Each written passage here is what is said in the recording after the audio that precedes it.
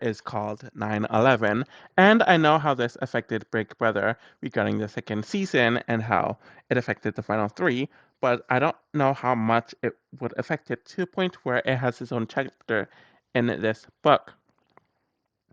So the quote that leads the chapter is by Dan Rather, who's the anchor of CBS Evening News. September 11th, 2001. You'll remember this day as long as you live.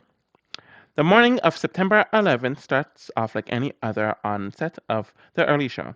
Broadcast live from New York City, co-anchors Brian Gumbel and Jane Clayson begin the 8 a.m. hour by highlighting what's ahead of the program, including an interview with Ray Romano, who's in studio to promote his sixth season of Everybody Loves Raymond. Gumbel, like always, hands it over to Julie Chen to rattle off the day's news. Chen, clad in an olive green collared shirt, looks directly into the camera. She starts with the news that Iraq has shot down an unmanned U.S. reconnaissance plane.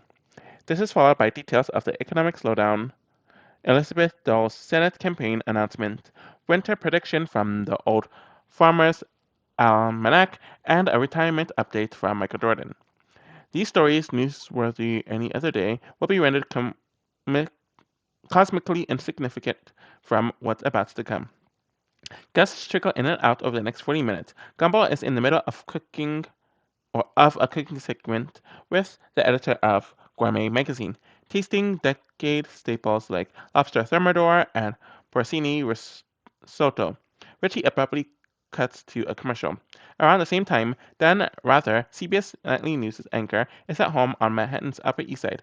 Stepping out of the shower, he switches off his Willie Nelson CD and turns on the radio. There are a series of bulletins about a plane crash at the World Trade Center. Rather, a seasoned journalist, shifts into reporter mode. Dressed hastily as he descends his building's elevator, he races to CBS Broadcast Center, readying to cover the unfolding events. When Global returns from commercial, he is no longer sporting an apron, and his cooking guest has disappeared. Now positioned behind the anchor desk, Gumbel delivers a solemn announcement. We understand that there has been a plane crash on the southern tip of Manhattan, he reads as a live picture shows the North Tower engulfed in thick, black smoke.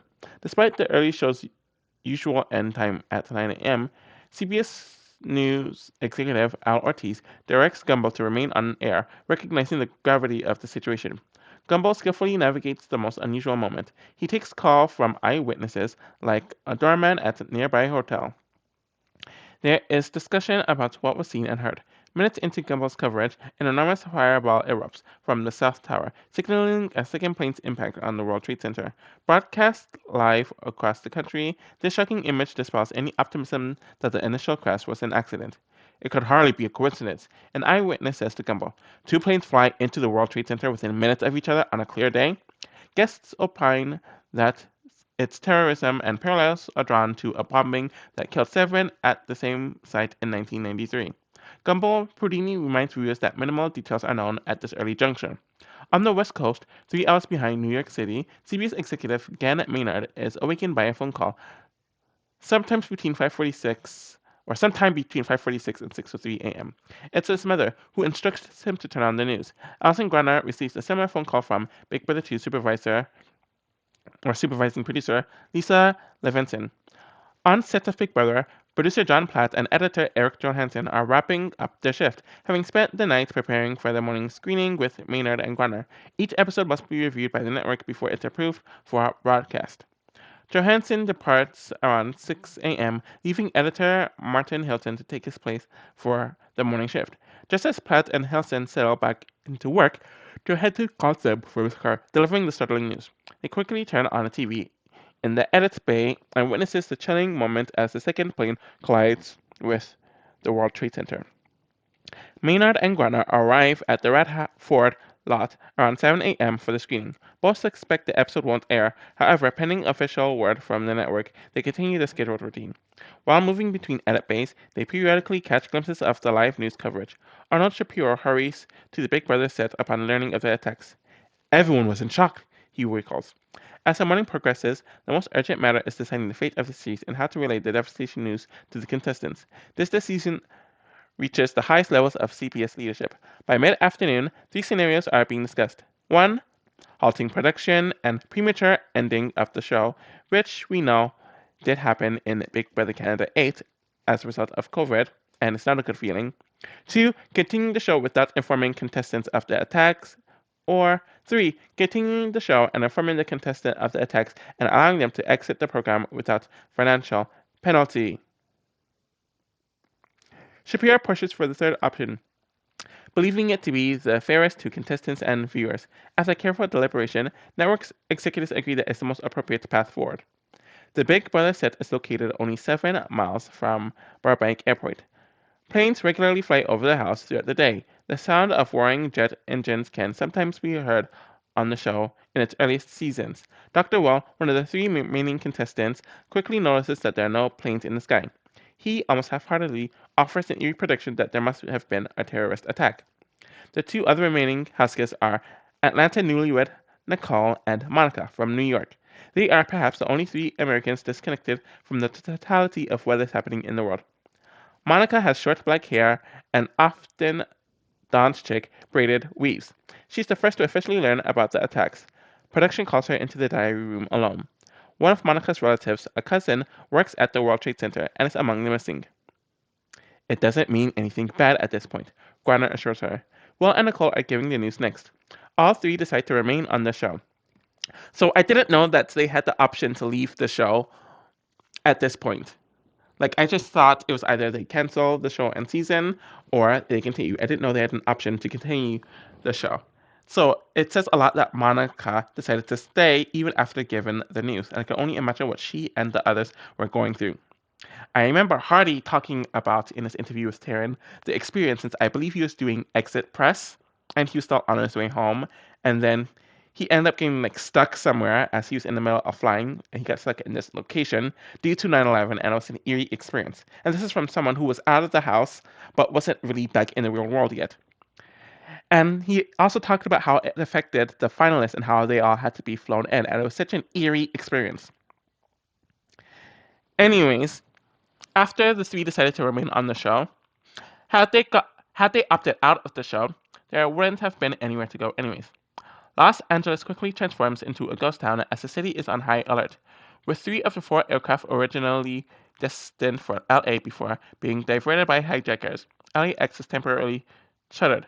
Landmarks such as City Hall, Disneyland, and the Port of LA, Paramount Studios, and several high-rise buildings are evacuated as precautionary measures. Will, Monica, and Nicole are provided only with partial information about the day's tragic events. They are told of a terrorist-related attack at the Twin Towers with no initial mention of the attack at the Pentagon or the unsuccessful hijacking that ends in a mass casualty plane crash in a Pennsylvania field. Details such as the day's death toll, the White House evacuation, or President Bush's declaration of war are also withheld. Without access to these crucial details, it becomes impossible for the House guests to grasp the full gravity of the 9/11 attacks. In hindsight, at least one producer reflects on the decision to withhold information and feels it was on and they feel like it was ethically questionable to keep the contestants in the dark. Glenn, Janet Maynard disagrees. If you give them one little drop of water from the outside, it plays like a tidal wave in the house. He cites the intense reaction of a banner plane can elicit amongst Huskies. We truthfully told all of them relevant things that needed to be known immediately, which is pretty traumatic shit. And it's interesting how there's a back and forth about whether they made the right decision at the time or not, all these years later. Maynard acknowledges that CBS wanted to keep the show running, noting Big Brother's place in the network's broader strategic planning. The most important thing for summer shows was not just keeping the lights on during rerun season, he says, but bringing in younger viewers and exposing them to all the brand new shows that were going to debut this fall. Story editor John Platt agrees with Maynard's assessment. I learned so much from how that situation was handled and how carefully and delicately it was handled. Well, Nicole and Monica will learn bits and pieces from the producers over the following days, but it won't be until their departure from the Big Brother house that they learn the full scope of the tragedy. One house rule is broken following the attacks. The three are allowed to watch films such as Family Man, LA Story, Austin Powers, The Spy Who Shagged Me, and Pretty Woman to keep their mind at ease. So this is something that probably would have been shown on the feeds or talked about on the feeds, but obviously it didn't make it onto the episodes. Behind the scenes, employees were having differing feelings about that day. Some feel a sense of despondency, like Ralph Greco, whose job is to digitally log house activity. It was like, why are we doing this TV show when the world's ending? Others are in a state of distress, like a production assistant who is unable to reach their dad, a garbage man with a route along the Twin Towers. I could only imagine how they felt and how scary that would have been. Some are worried about the CBS Radford lot, a mass media purveyor, being the site of a potential attack. On the other hand, there are staff who remember Big Brother serving as a welcomed distraction. We were all terrified, recalls field producer Ross Breitenbeck. 90% of us went in because it gave us something to do, not just sit there and stare at all the terrible footage. Big Brother 2 assistant Erin Crystal echoes the sentiment. It was a comfort to stay at work and experience that together rather than by ourselves.